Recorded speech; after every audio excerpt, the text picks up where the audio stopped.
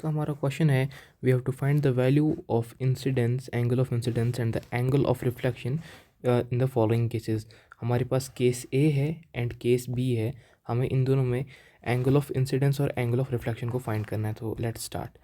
So in case A हम देख सकते हैं कि it makes a 90 degree here, और अगर हम इसके बीच में से नॉर्मल लेंगे it will go like this. This will be the angle of incidence and this will be the angle of reflection. So angle of incidence plus angle of reflection is equals to 90 degree, है ना. So हमें ये भी पता है कि angle of incidence is equal to angle of reflection. So angle of incidence is plus angle of incidence is equals to 90 degree, और two angle of incidence is equals to 90 degree, जिससे हमें angle of incidence की value आएगी that will be 90/2 which is equals to 45 degree. Angle of incidence is equals to 45 degree and so will be the angle of reflection.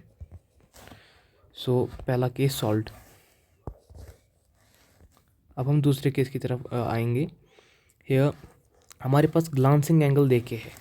Glancing angle of reflection is equals to 40 degree, and we know that angle of reflection plus glancing angle of reflection is equals to 90. so r plus 40, क्योंकि gr का value 40 दे के है, 40 degree is equals to 90 degrees.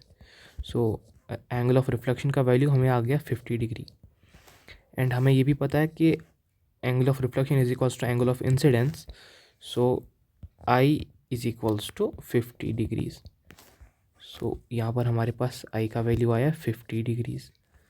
सो ये रहा आज का हमारा question. So thank you.